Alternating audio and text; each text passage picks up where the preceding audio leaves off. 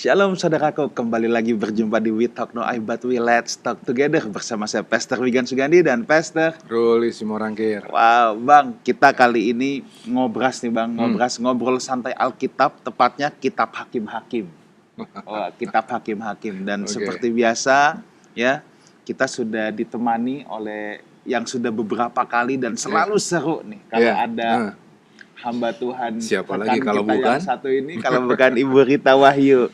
Selamat Thank you malam, Bu Pastor Wigan. yang selalu udah datang jauh-jauh dari Surabaya temenin kita buat ngobrol sama-sama. Saya percaya selalu kalau Ibu Rita yang isi ini seru. Ngobrolnya santai Saya tapi senang isinya ya. Iya. Ini selalu seru banget Bang pokoknya. Dan kita mau bahas tentang Kitab Hakim-Hakim nih Bang. Sekarang ya, mungkin saya buka dulu sedikit. Waktu saya baca Kitab Hakim-Hakim Bang, saya ngelihat ini Israel kayak anak ayam kehilangan induk. Enggak keru-keruan. Abis Musa selesai, udah meninggal, digantikan Yosua, terus sekarang bingung. Padahal mereka masih harus berperang melawan Kanaan kan. Mereka harus menduduki tanah perjanjian, tapi mereka seakan tidak punya pemimpin lagi. Mereka bingung apa yang harus mereka lakukan, apa yang harus mereka perbuat. Ya, pokoknya kira-kira kondisinya seperti anak ayam yang kehilangan induk. Dan di tengah-tengah situasi ini, kalau saya melihat sepintas ya, seperti ada satu pola bahwa orang Israel melakukan apa yang jahat di mata Tuhan, lalu dihukum sama Tuhan lewat bangsa-bangsa lain, ada Filistin dan lain sebagainya. Lalu Tuhan membangkitkan seorang hakim, kemudian bangsa Israel menang dan dibebaskan lagi.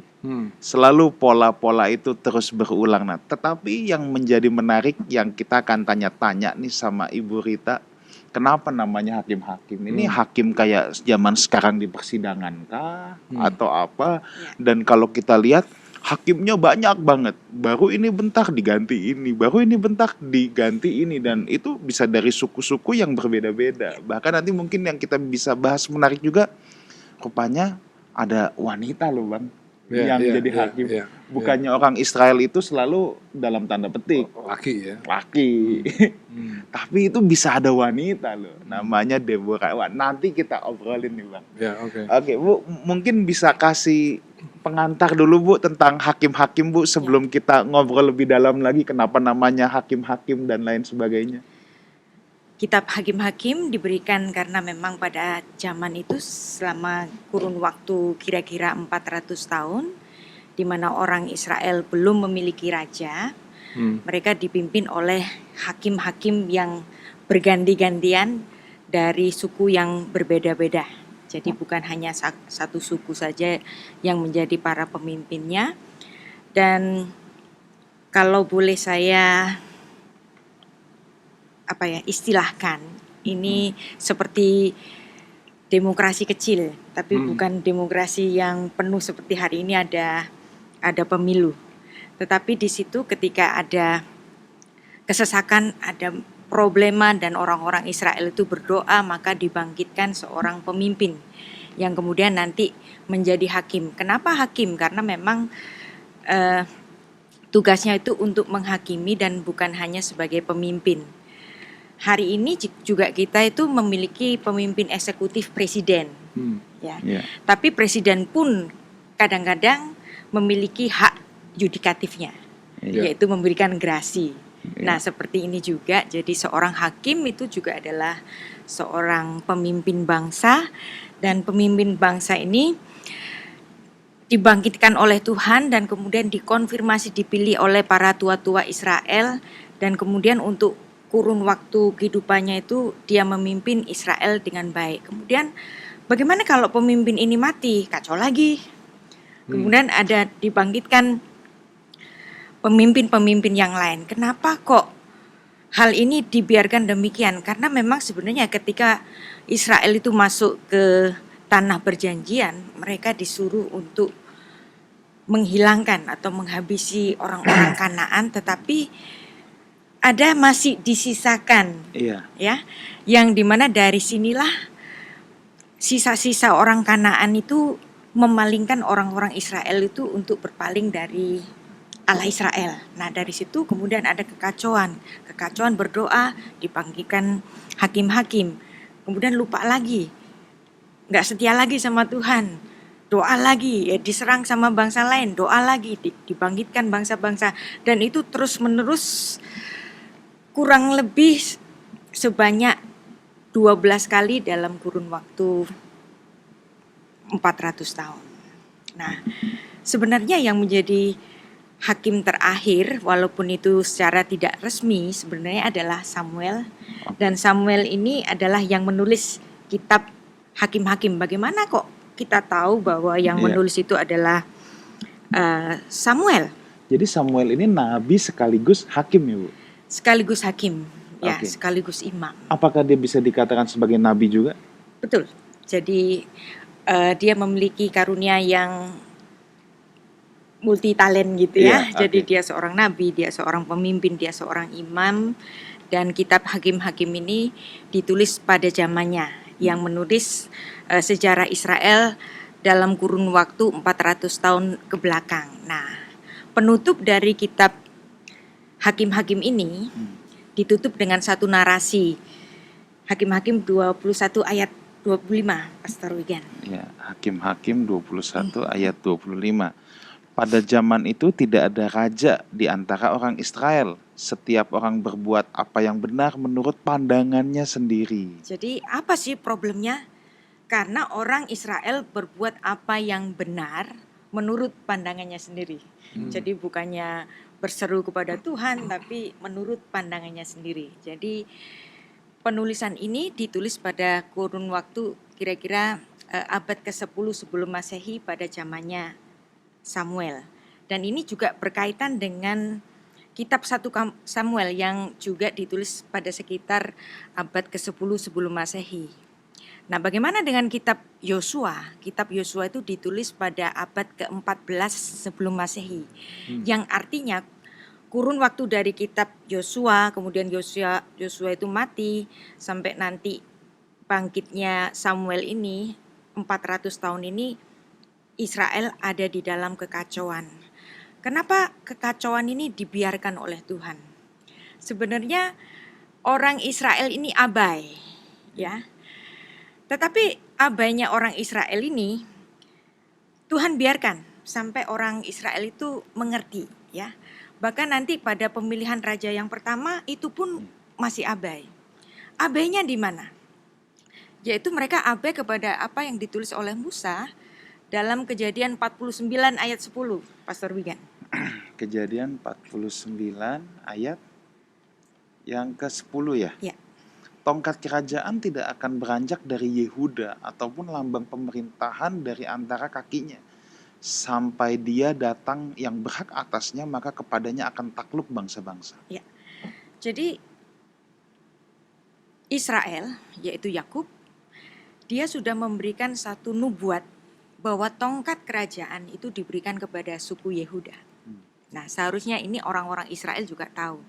Dan sebelum itu, Musa pun sudah memberikan wejangan, nanti kalau kamu masuk ke negeri yang dijanjikan itu, dan kalau kamu punya raja, syarat-syaratnya seperti ini. Oke. Nah, itu dituliskan dalam Ulangan 17, 14 sampai 20. Oke. Apabila engkau telah masuk ke negeri yang diberikan Tuhan Allahmu dan telah mendudukinya dan diam di sana, kemudian engkau berkata, aku mau mengangkat raja atasku seperti segala bangsa yang di sekelilingku, maka hanyalah raja yang dipilih Tuhan Allahmu yang harus kau angkat atasmu. Oh ya. Jadi rupanya bukan yang Tuhan Allah pilih ya. Ya. Nah, Iya. itu dan seterusnya itu ada syarat-syarat bagaimana nanti kalau kamu masuk ke tanah perjanjian, syarat-syarat rajanya itu kayak begini. Yang artinya di sini pemerintahan monarki enggak dilarang oleh Tuhan. Bahkan Tuhan sudah mempersiapkan nanti tongkat kerajaan itu bukan dari suku Benyamin, bukan dari suku Efraim, tapi suku Yehuda seperti Kejadian 49 ayat 10, yang dimana memang Tuhan itu betul-betul memilih sebuah bangsa. Iya. Ya, mulai dari Adam. Allah tidak berkenan dengan Kain. Hmm. Allah memilih Set. Kemudian Set ada perkawinan campur, dipilah Nuh. Ya, yang kawin campur ini dibiarkan habis pada banjir Nuh. Kemudian dari Nuh punya 3 putra, Sem, Ham, dan Yafet. Yang dipilih adalah Sem. Dari Sem yang dipilih Arpakshad, kemudian Tera, dari Abraham. Abraham memiliki 2 putra yang dipilih Ishak. Dari Ishak Tuhan memilih Yakub. Dari Yakub, Kejadian 49 ayat 10, milih Yehuda. Nah, itu tidak diikuti oleh orang Israel. Nyoba gimana kalau jangan Yehuda deh atau yang lain. Dan memang hakim-hakim yang pertama yang dipilih itu adalah Otniel, dan dia adalah dari suku Yehuda. Tapi kemudian mereka tidak menempatkan ini sebagai, kayaknya belum cocok deh jadi raja gitu kan. Kemudian pada setelah masanya Otniel ada Ehud. Kemudian bahkan yang ketiga itu ada Samgar bin Anat, hakim-hakim pasal 3. Nah, Samgar bin Anat ini kemungkinan bukan orang Israel dan dia adalah orang Kanaan. Jadi apalagi orang Kanaan, walaupun memang dia bisa menjadi hakim, tetapi dia orang Kanaan, yang artinya di sini bisa kok Tuhan, bukan orang Yehuda saja. Nah, terus kemudian ada Deborah dan Barak memang dari suku Yehuda, tapi kemudian ada Gideon, Manasye. Kemudian hakim-hakim yang ke-6 itu Tola dari Ishak, dari suku Isyakar, Yair dari Manasye, Yefta dari Manasye. Jadi semuanya itu dicoba gitu ya. Yang ke-9 itu ada Epsan. Nah, Epsan ini menarik. Tampaknya Epsan ini nggak ada hubungannya dengan orang yang lain, tapi nama ini kok ada. Nah, menurut Talmud Yahudi dari penafsiran orang rabi-rabi Yahudi dalam Bava Batra 91 mengatakan bahwa Epsan ini sebenarnya adalah Boaz, ya, suami dari Rut. Dan memang zamannya Rut itu adalah terjadi pada zaman hakim-hakim. Nah, jadi kalau kita membaca kitab itu secara runut, kita akan tahu kaitan-kaitannya. Jadi kalau belajar jangan hanya kitab yang dipilih, ini bagus, ini enak dibaca, ini nggak enak dibaca gitu kan. Karena semuanya itu berkait. Dan sampai yang ke-12 adalah Simson. Nah, Simson mati bersama-sama dengan orang Filistin. Setelah Simson itu mati, hampir tidak ada hakim-hakim lagi, dan saat itu Israel makin lebih kacau lagi, Pastor Wijan. Oke, Bu, sebelum kita masuk lebih dalam, Bu, saya mau nanya dulu nih, Bu. Mau nanya pendapat Ibu. Dari Musa ke Yosua. Yes. Dari Yosua kok tidak dibangkitkan lagi seseorang yang seperti itu? Nah, saya pernah mendengar nih. Biasanya ada yang menggunakan peristiwa ini dengan pendekatan mentoring atau pembapaan gitu. Katanya Musa berhasil membuat suksesi kepemimpinan. Tapi Yosua tidak mempersiapkan. Lalu ada banyak yang menyamakan juga kayak Elia ke Elisa. Nah, Elisa gagal mempersiapkan, harusnya Gehazi katanya. Tapi Gehazi kan ini. Gehazi berubah jahat ya. Tetapi kalau yang saya mau tanyakan memang ini setelah Yosua kan tadi memang ya udah tidak ada suksesi kepemimpinannya gitu, dan akhirnya setelah kacau Tuhan mengangkat hakim-hakim. Jadi itu pertanyaan yang pertama ya. Nah, mungkin pertanyaan yang keduanya, hakim di sini lebih berfungsi seperti nabi kah atau lebih berfungsi seperti raja atau gimana? Ya. Pemimpin di sini juga tidak menutup kemungkinan bahwa dia itu memiliki karunia kenabian. Ya. Misalnya seperti Deborah. Dia walaupun dia seorang perempuan, dia menjadi pemimpin, dia menjadi hakim, dan dia sebenarnya juga memiliki karunia kenabian. Dan ini juga menarik karena seperti tadi ya saya mengatakan bahwa pemilihan hakim-hakim yang pemilihan orangnya bisa berbeda-beda dari Iya. suku yang berbeda-beda untuk sebenarnya orang Israel itu kayak sedang nyoba-nyoba. Iya. Kalau dari suku ini gimana? Kalau dari suku ini gimana? Kalau dari suku ini gimana? Dan Tuhan biarkan itu terjadi dan membiarkan manusia itu dalam free will-nya itu menentukan nasibnya sendiri. Oke. Sampai nanti dia benar-benar sadar bahwa ada sesuatu yang dia lupakan. Tapi apa yang tertulis dalam kitab Hakim-Hakim ini juga baik untuk menjadi tatanan hari ini, ya. Kalau misalnya Alkitab itu dianggap terlalu patriarki, ternyata enggak loh, ya. Oke. Seorang Deborah itu bisa menjadi pemimpin bangsa Israel, Iya. yang artinya seorang perempuan bisa menjadi pemimpin. Oke. Memang ada satu jabatan saja yang nggak pernah diberikan kepada perempuan, yaitu apa? Kepemimpinan imam. Kenapa kepemimpinan imam ini nggak pernah diberikan kepada perempuan? Karena ini adalah gambaran dari tatanan kerajaan sorga. Bahwa kerajaan sorga itu bukan demokrasi. Pemimpinnya nggak bisa diganti-ganti, ya. Bahwa Allah Bapa di sorga itu adalah Raja semesta. Ya udah itu saja, gitu kan? Nah, inilah yang menjadi pemikiran bagi kita. Apa sih yang benar? Apakah republik yang berdemokrasi itu ataukah monarki? Israel pernah mengalami itu semua. Pemimpin yang berganti-ganti, yang walaupun nggak persis sama dengan demokrasi hari ini, tapi itu bisa kita pandang sebagai demokrasi, ya. Yang dimana mereka itu bisa melihat bagaimana kalau mereka itu menentukan nasibnya sendiri, melihat apa yang mereka itu baik menurut pandangannya sendiri, seperti penutup dari kitab Hakim-Hakim 21 ayat 25 ini. Nah, tetapi walaupun begitu, walaupun ada kekacauan, ini menjadi tatanan hari ini, yang dimana kalau gereja-gereja itu berteriak tentang feminisme, ternyata Alkitab itu nggak bisa dikatakan terlalu patriarki. Perempuan juga boleh mengajar, perempuan juga bisa menjadi pemimpin agama. Bagaimana dengan di perjanjian baru? Ada juga seorang perempuan yang memiliki karunia kenabian, yaitu siapa? Hana. Hana yang menggendong bayi Yesus di bait Allah.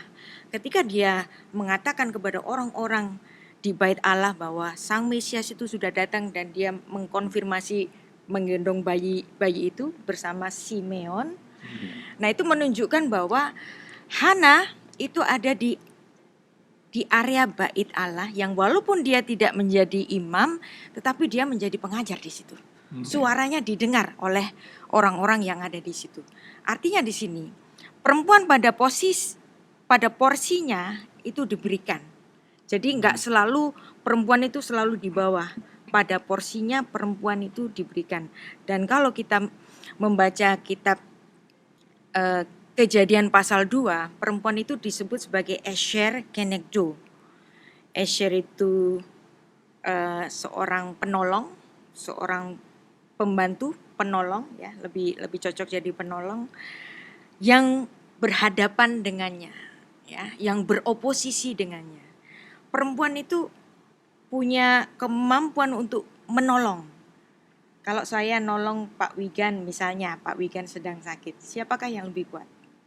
Saya kan? Yang Misalnya, menolong. yang menolong. Nah, kalau perempuan itu disebut sebagai penolong, ini menyatakan bahwa perempuan itu memiliki kekuatan, dan kekuatan itu bisa kita buktikan dalam kepemimpinan perempuan-perempuan pada zaman-zaman Alkitab yang juga dilihat oleh Tuhan. Demikian, Pak Wijan. Ya. Nah, saya mau menyambung dulu nih, Bu, tentang kenapa saya tanyakan tentang fungsi hakim-hakim itu. Ya. Sebab gini, kalau kita lihat nih Bang ya, Musa ini kan pemimpin sekaligus dalam tanda petik tokoh spiritual untuk orang Israel, ya. Tapi dia juga pemimpinnya memang. Tapi ketika kita lihat di zaman raja-raja, ini ada pemisahan nih, king and priest. Bahkan ada nabi lagi. Ada nabi, ada raja, ada imam. Ya. Raja ya kerjaannya ngurusin rakyat dan berperang. Itu tugasnya raja. Nah, kalau hakim-hakim ini sekilas memang kalau Deborah di katakan dia itu nabi ya. Tapi juga kita bisa lihat banyak hakim-hakim yang diangkat ini sebenarnya dalam tanda petik mereka bukan orang tokoh spiritual atau orang yang cakap mengajar gitu. Cuman jago berantem aja kan ibaratnya gitu. Jago berantem dan tidak menyembah berhala. Nah, jadi itu kalau yang kenapa saya tanyakan hakim-hakim ini sebenarnya fungsinya itu di mana, dan berarti pada zaman hakim-hakim itu tetap ada dong orang-orang yang berfungsi untuk mengajar Taurat, Bu. Ya, betul. Jadi sebenarnya ada di Alkitab itu yang menyatakan bahwa seorang raja pun itu bisa merangkap sebagai imam. Ya. Itu namanya imam menurut tatanan Melkisedek. Ya. Seperti ini Daud dan anak-anaknya, mereka kan semua raja-raja Yehuda kan. Dan raja-raja Yehuda ini juga memiliki status sebagai imam menurut peraturan Melkisedek. Kenapa kok disebut sebagai menurut peraturan Melkisedek? Karena raja-raja Yehuda ini adalah keturunan Yehuda, tapi bukan keturunan Lewi, tapi mereka boleh menjadi imam. Dan ini nanti semua jadi tipologi bahwa Kristus yang lahir dari suku Yehuda, dia pun menjadi imam besar agung. Kenapa kok dia bisa menjadi imam besar agung? Karena dalam tatanan Israel, seorang raja Israel itu sekaligus menjadi imam. Nah, memang imam, raja, dan nabi sepertinya terpisah. Tetapi imam, raja, dan nabi, ketiganya ini ada dalam satu karakter siapa? Daud dan Salomo. Demikian. Oke. Sebetulnya mungkin pertanyaannya berangkat dari sini tuh, pertanyaannya Pastor Wigan. Kenapa Allah nggak bangkitin lagi orang yang seperti Musa dan Yosua? Tadi Bu Rita udah jelasin bahwa karena Israel abai. Pengabaian yang dibuat oleh Israel adalah karena mereka tidak menumpas orang-orang asing di sekeliling mereka, sehingga akhirnya menjadi problem. Nah, ketika mereka problem, habis itu diangkatlah hakim-hakim gitu kan ya. Nah, cuman yang bisa tadi mungkin dari suku-suku yang berbeda. Dari suku-suku yang beda-beda. Yang seharusnya Yehuda. Oke, di situ berarti problemnya. Mereka harusnya meminta Yehuda yang mimpin, tapi itu pun nggak dilakukan sama mereka. Nyoba-nyoba yang lain-lain. Makin mereka membulet, makin banyak persoalan. Itulah makanya 400 tahun ini, kemudian mereka dalam masa kegelapan, karena mereka memandang yang baik menurut pandangan mereka sendiri. Itu. Padahal tatanannya itu sudah diberikan sejak zaman leluhur mereka, yang dimana Yakub itu memberikan berkat tongkat kerajaan hanya kepada Yehuda. Ini kan aneh, ya. Putra yang dia kasihi itu Yusuf. Tapi kenapa tongkat kerajaan nggak diberikan kepada Yusuf, tapi kepada Yehuda? Nah, ini seharusnya orang Israel juga alert juga. Berarti Yehuda ini yang nantinya dikenan oleh Tuhan melahirkan raja-raja bagi Israel. Dan yang kedua, mereka tidak segera memilih satu raja seperti yang dituliskan oleh Musa dalam Ulangan pasal 17 yang kita sudah baca tadi. Satu lagi, mereka ketika memilih seorang raja pun bukan dari suku Yehuda, tapi dari suku Benyamin, suku yang paling kecil yang pernah punya masalah di Gibea. Nah, jadi ini pun sebenarnya Samuel pun juga telah abai. Tapi kemudian ketika Saul itu dipandang memang nggak cocok untuk menjadi raja Israel, barulah kemudian Samuel itu bertemu dengan Isai, bapaknya Daud ini. Nah, ketika dia dipertemukan dengan abang-abangnya Daud, kayaknya bukan mereka. Kamu masih punya anak satu lagi. Nah, justru anak yang pipinya masih merah-merah itu, inilah yang nanti akan jadi raja. Dan betul Daud itu berasal dari suku Yehuda, suku yang dinubuatkan sejak Kejadian 49 ayat 10. Jadi semua Alkitab itu tatananya itu sudah ditata sejak kitab Kejadian. Kalau keluar dari ini, ya nggak jadi. Musa adalah suku Lewi. Kenapa kok Tuhan memilih Musa yang dari suku Lewi? Karena dari Musa di situ ditetapkan suatu keimamatan, cara beribadah, liturgi beribadah, dan yang melayani liturgi dan ibadah ini adalah memang orang-orang Lewi. Jadi Musa dan Harun itu mempersiapkan ibadah bagi orang-orang Israel yang walaupun Musa saat itu seperti raja, tetapi sebenarnya Musa tahu bahwa nanti Israel akan memiliki raja. Maka dalam surat penutupnya itu, dalam kitab kelima dari Torah itu, dia khusus menuliskan syarat-syarat raja itu kayak gimana sih? Dalam Ulangan 17 tadi. Yang sebenarnya itu pun tidak dilihat oleh orang Israel sampai babak belur pada abad keempat setelah masuk di tanah perjanjian itu, mereka masih kacau di situ. Apa yang Pastor Wigan dapat dari cerita semua ini? Iya. Ini jadi jelas ya. Jadi jelas urut-urutannya bahwa memang ada rencana besar yang Tuhan mau, termasuk mengenai yang tadi tongkat nggak akan berpindah dari Yehuda. Itu udah suatu ketentuan. Dilanggar. Begitu dilanggar, Tuhan juga nggak langsung terus kasih halilintar. Iya. Pertimbangkanlah sendiri. Jadi kayak Tuhan itu sudah pertimbangkanlah sendiri. Gitu. Iya. Nyoba lagi suku yang lain gitu. Kalau begitu itulah yang terjadi sama orang sampai hari ini loh ya. Berarti ya sampai hari ini kalau kita terapin ya. Memang di dalam Tuhan. Tapi Tuhan juga nggak kemudian akan membiarkan orang itu bikin salah. Ya. Tapi kan orang jadi suka nanya gini. Kalau Tuhan itu baik, kenapa Tuhan biarin orang bikin salah ya? Nah, that's the difference. Seperti yang ditulis dalam Kejadian 1 ayat 26. Baiklah kita menjadikan manusia menurut gambar dan rupa kita. Kalau gambar dan rupa kita berarti ada pribadi dan kehendak. Ya, Tuhan punya kehendak, ciptaannya juga punya kehendak. Kalau Tuhan itu punya pribadi, ciptaannya punya pribadi, apakah dia punya kehendak? Kalau dia nggak punya kehendak, berarti dia robot. Nah, dari sini Tuhan selalu pertimbangkanlah sendiri. Bahkan sampai hari ini, hamba Tuhan besar mengerti tentang kitab suci. Apa yang terjadi kalau dia berbuat salah? Apakah Tuhan langsung menampar? Enggak. Didiamin saja. Pertimbangkanlah sendiri. Nah, inilah satu hal yang diberikan oleh Tuhan yang dimana Tuhan tidak mengingkarinya tentang free will itu.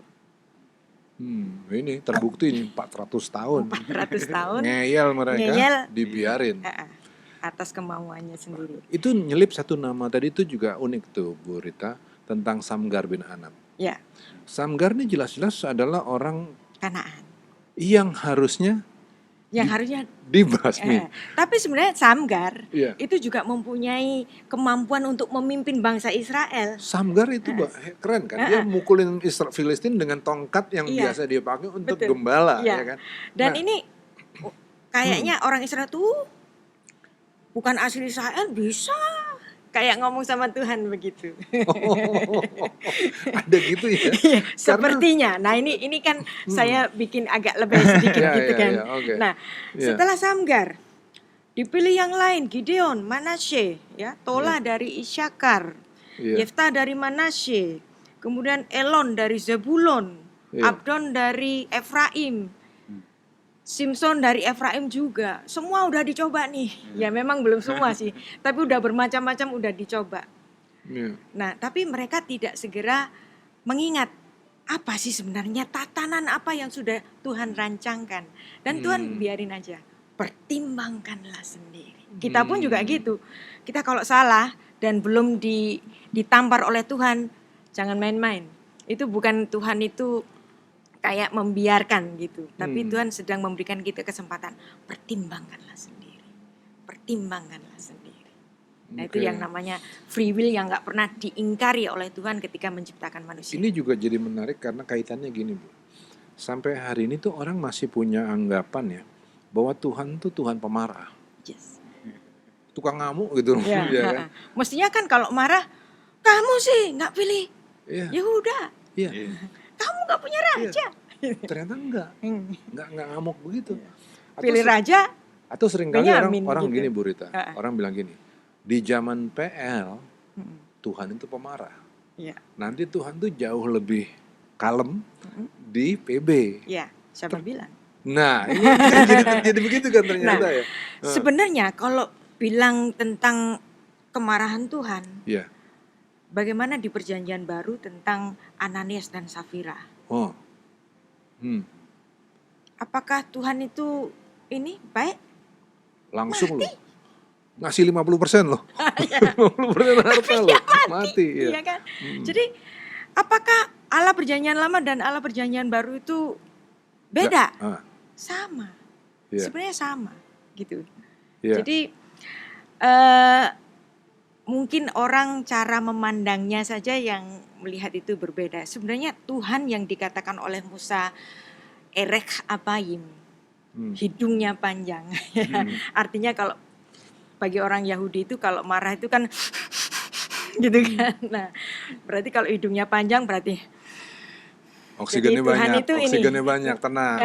ngelus dada gitu. Jadi sabar. Nah, sebenarnya di Perjanjian Lama Tuhan itu sabar. Apalagi kalau kita membaca bagaimana insiden mengenai patung tuangan anak lembu emas itu. Iya. Ketika Musa itu bersyafaat, udah jauh-jauh Tuhan. Sudah sekian lama, sekian jauh Engkau tebus mereka dari Mesir sampai keluar dari Mesir. Iya. Mereka salah satu kali saja, kok Tuhan mau bunuh? Dan dan Musa itu bisa mengurungkan kemarahan Tuhan. Artinya Tuhan itu baik kan? Yang seharusnya kalau ada menyembah ilah lain apa? Habis. Dihukum mati kan? Iya. Tapi atas permintaan Musa, jangan Tuhan. Udah, aku nggak mau dengan orang Israel. Aku mau bikin orang Israel melalui keturunanmu. Lebih baik aku yang mati, kata si Musa. Nah, Tuhan itu juga bisa didebat oleh umatnya sendiri. Tuhan dari marah bisa nggak marah. Artinya di Perjanjian Lama itu Tuhan berkali-kali marah nggak jadi. Yang artinya Tuhan baik. Bukan Tuhan, karena plin-plan ya, Bu. Nggak plin-plan ya. Ada satu lagi dari pernyataan Bu Rita nih yang gelitik juga nih, Bu. Berarti Tuhan itu bisa membatalkan hukumnya sendiri. Yes. Jadi abolisi. Ya. Iya. Jadi gini, siapa yang punya hak untuk mengabolisi sebuah hukum? Si pembuat hukum. Iya. Ya. DPR mensahkan sebuah undang-undang. Siapa yang boleh menganulir atau mengganti undang-undang itu sendiri? Ya DPR. Kalau Tuhan yang membuat hukum, Tuhan mau batalin, bisa. Kapan-kapan kita ini. Itu perlu digali itu ya. Digali bagaimana abolisi dari Tuhan. Di Perjanjian Lama maupun Perjanjian Baru itu ada abolisi. Tapi apakah kemudian ketika Tuhan mengabolisi hukumnya sendiri bisa diartikan bahwa Tuhan itu tidak konsisten? Nah, selalu yang menjadi alasan bagi orang-orang gak mungkin Tuhan membatalkan hukumnya sendiri, karena Tuhan itu dulu, sekarang, dan selama-lamanya itu sama. Kalau dia membatalkan hukumnya sendiri berarti Tuhan itu beda, Tuhan yang dulu dan yang sekarang. Tuhan dahulu dan Tuhan yang sekarang itu sama. Ya. Secara karakter, nah, secara sifat, dulu, sekarang, dan selamanya, hakikatnya itu sama. Tapi perasaannya itu bisa berbeda. Ya, Tuhan bisa marah sama orang-orang di seluruh bumi. Tapi begitu mencium korban bakaran dari Nuh, Tuhan bisa jadi senang. Udah deh, ternyata ada orang yang baik. Aku nggak akan lagi marah kayak kemarin. Nah, yang artinya di sini perasaan Allah itu bisa diredakan. Jadi Tuhan itu bukan seonggok batu. Iya. Bukan nggak punya perasaan. Tuhan Dinamis. persis seperti kita. Ya. Kapan dia happy, kapan dia marah dan bisa diredakan oleh karena persuasi dari anak-anaknya sendiri ini. Jadi Tuhan itu seperti seorang, betul-betul seperti seorang bapak kepada anak. Dinamis. Apa yang nggak pernah berubah? Hakikat. Tapi perasaannya bisa berubah oleh karena persuasi dari manusia itu, atau perbuatan dari manusia yang membuat Tuhan marah. Nah itu dia bisa berubah. Misalnya kayak begini, Israel jelas dipilih Tuhan sebagai Am Segula, the chosen people. Kalau the chosen people menang nggak boleh kalah dong, perang nggak boleh kalah dong. Tapi ketika Israel setia, memang dia nggak akan kalah perang. Tapi ketika Israel itu nggak setia, dibiarkan mereka kalah perang. Bahkan dipanggilnya bangsa-bangsa untuk melawan Israel ini. Nah itu kan bagian dari kedinamisan perasaan Tuhan. Supaya anaknya ini yang sudah berpaling darinya ini noleh lagi. Sehingga berteriak, Tuhan tolong kami. Nah seperti apa yang ada di kitab Hakim-Hakim ini, setiap kali orang Israel itu berdoa, Tuhan tolong kami. Nah kemudian dibangkitkan hakim-hakim yang baik untuk memimpin mereka. Tapi habis itu lupa lagi. Habis itu kacau lagi. Terus kemudian teriak lagi. Dibangkitkan lagi, dan itu terjadi berkali-kali. Saya baru sekarang ini loh nangkep bahwa Samgar itu juga sebagai bentuk perlawanan dari Israel. Nih ada satu nih, orang Kanaan nih yang kemarin katanya disuruh dibasmi, ternyata bagus loh, bagus kan? Gitu. Oke, Tuhan bilang ya udah kamu anggap bagus kan, kita lanjut. Pertimbangkanlah sendiri. Ya. Berarti Tuhan tidak diktator.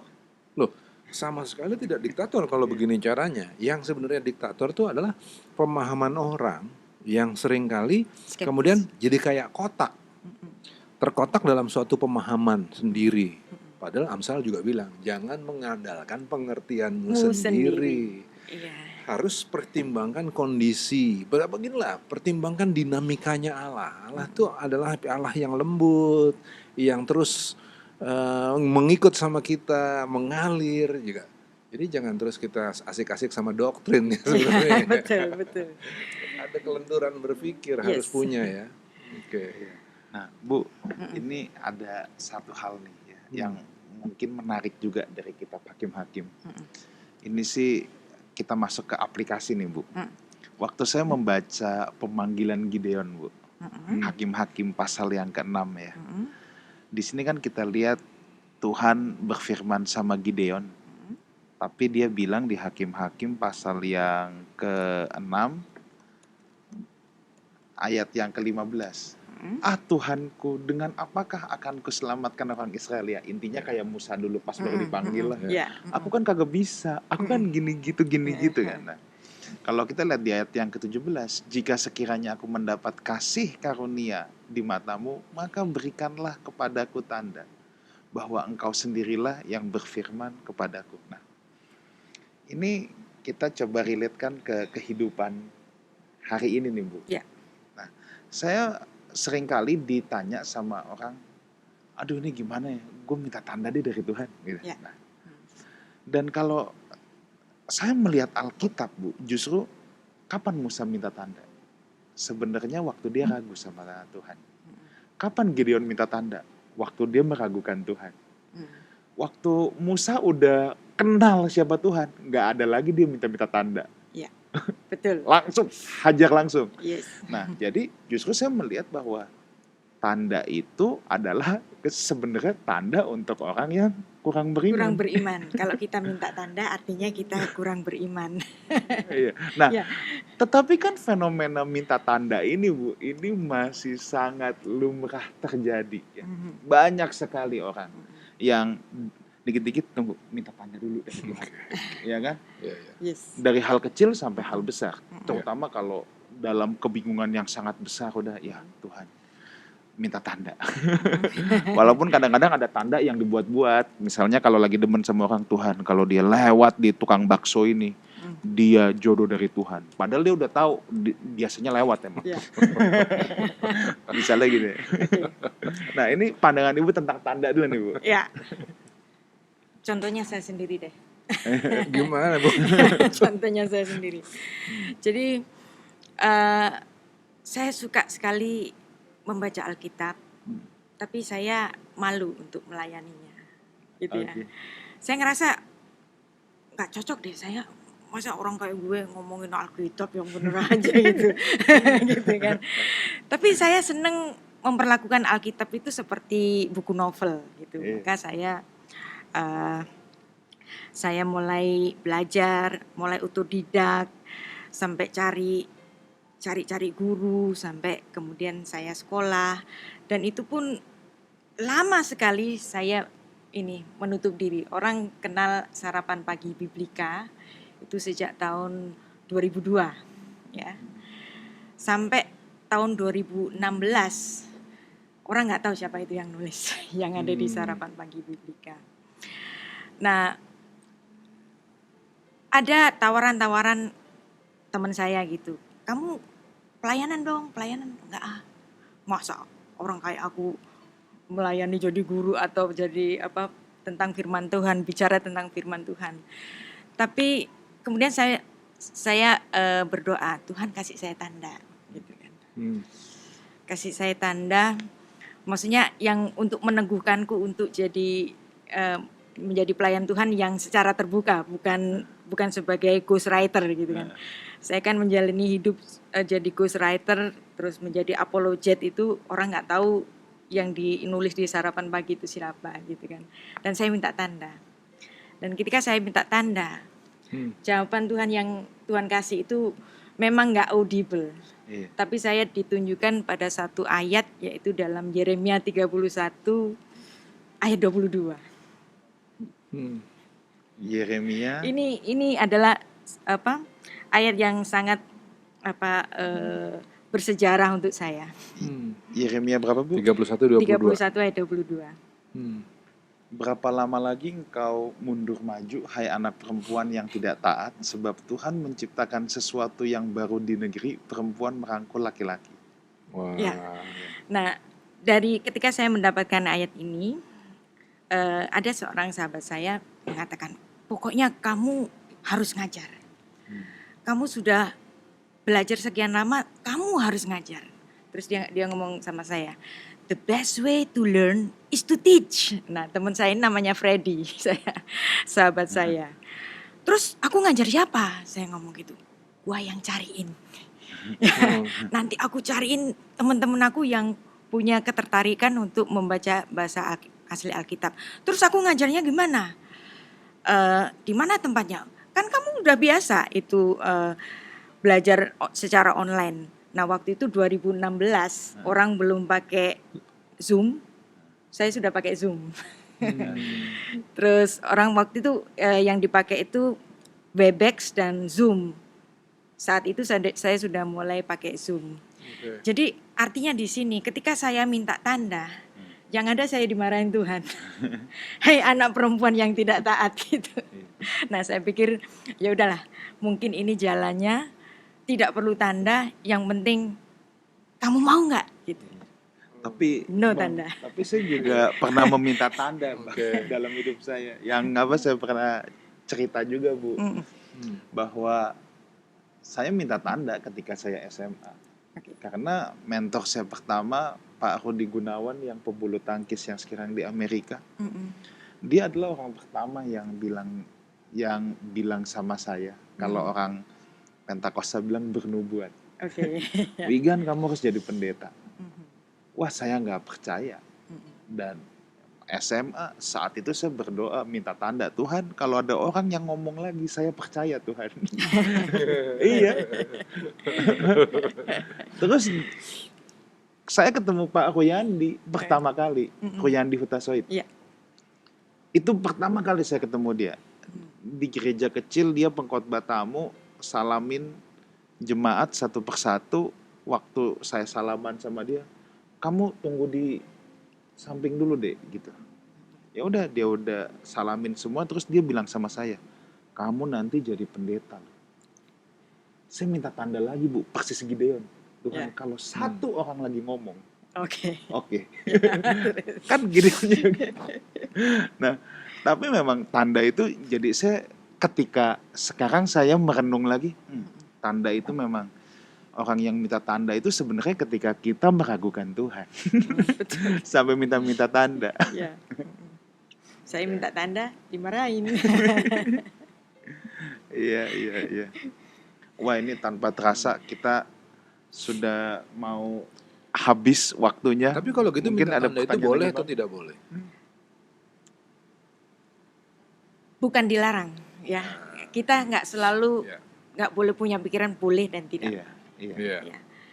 Jadi boleh saja kita minta tanda, tapi ketika kita minta tanda itu artinya kita meragukan sebenarnya, walaupun seperti itu. Iya.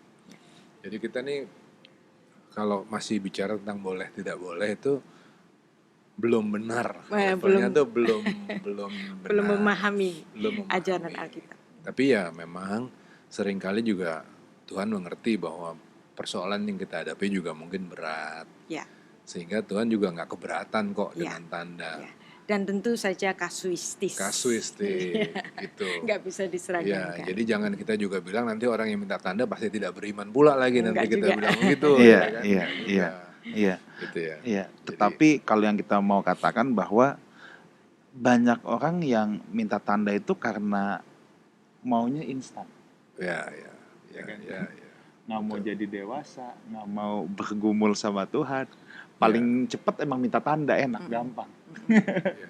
Langsung shortcut ke inti permasalahan dan tahu jawaban langsung. Ya. Minta contekan ya. Oke. Nah, Bu, mungkin kita bisa bahas satu tokoh lagi nih, Bu, dalam Hakim-Hakim. Simpson nih, Bu. Ini Simpson. mungkin di Hakim-Hakim tokoh yang paling terkenal.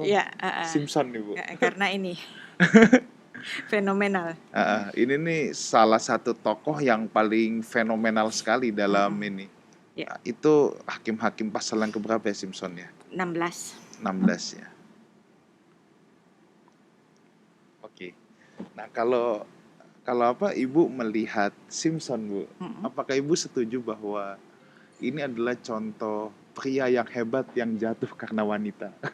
Ya memang itu yang terjadi. Demikian adanya yang biasa terjadi di dunia ini kan. Betul. Jadi apa yang bisa kita pelajari nih Bu dari Simpson? Yang kita bisa pelajari untuk aplikasi kita pada saat ini?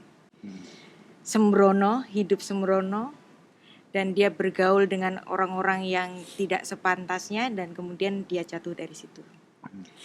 Nah, dikatakan bahwa Simpson itu adalah nazir Allah. Ya.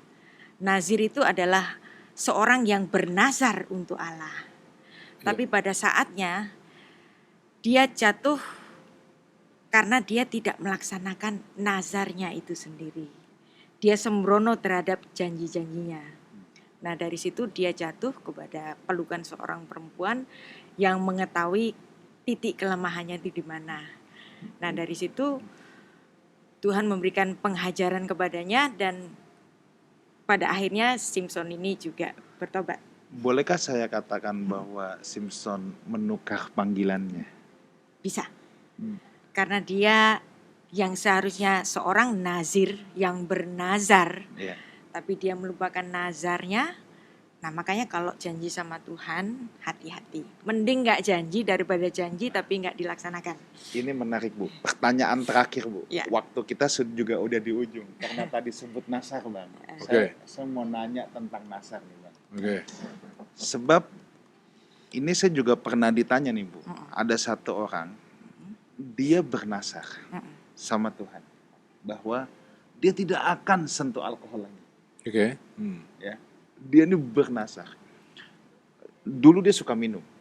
Dia bernasar, dia itu tidak akan sentuh alkohol lagi. Udah berhasil bertahun-tahun.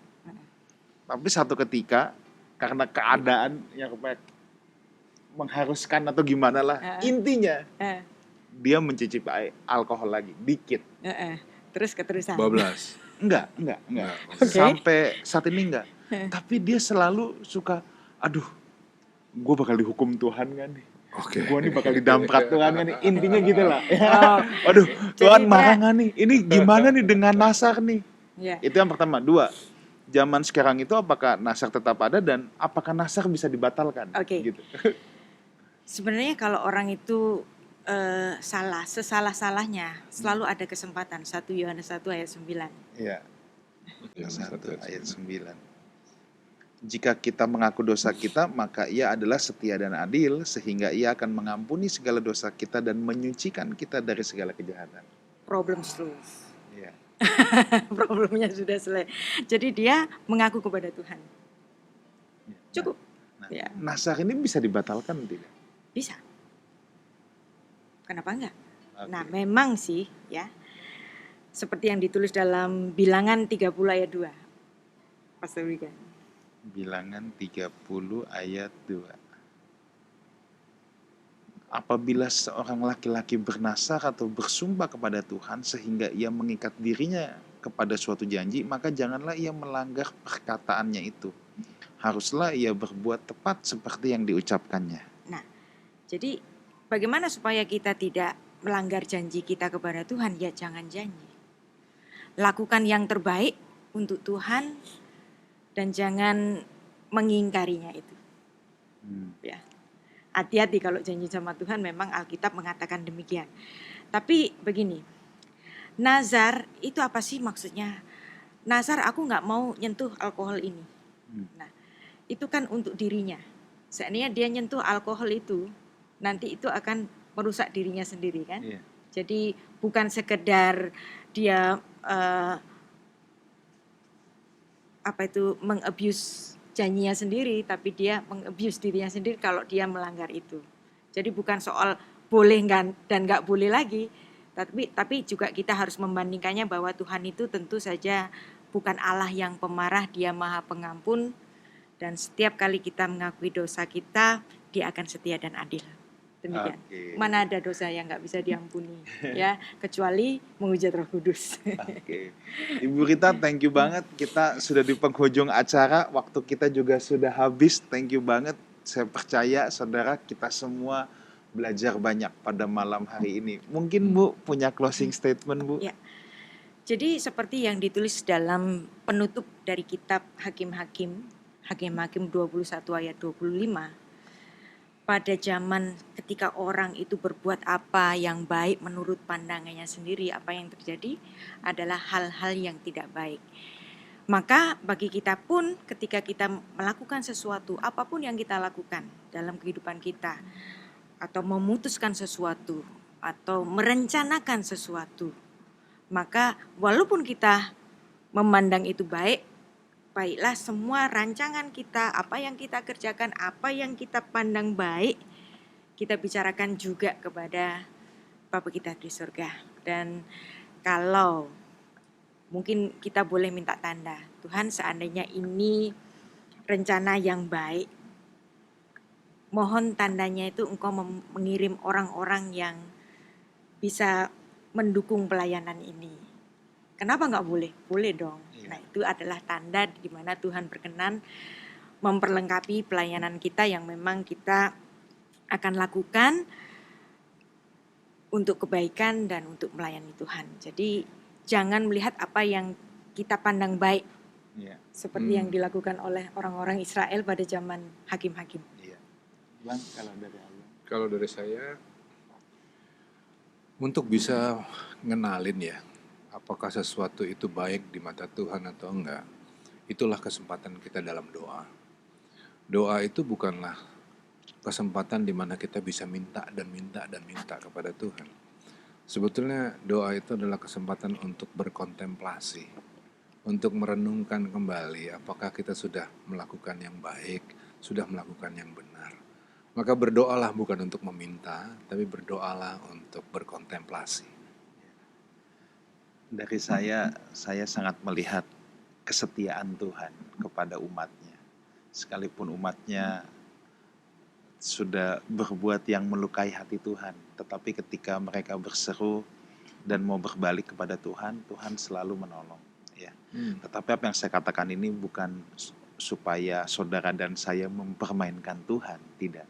Tetapi justru kita melihat kasih setia Tuhan yang begitu luar biasa dan sudah sepantasnya kita hidup untuk mengabdi kepada Dia saja. Oke, Ibu Rita, thank you so much untuk kesempatannya pada saat ini. Kita belajar banget. Kita sama-sama belajar, Pak Widan. Kita diberkati banget. Oke, saudaraku, sampai jumpa pada We Talk minggu depan. Hanya di We Talk No I But We, let's talk together. God bless you. Bye.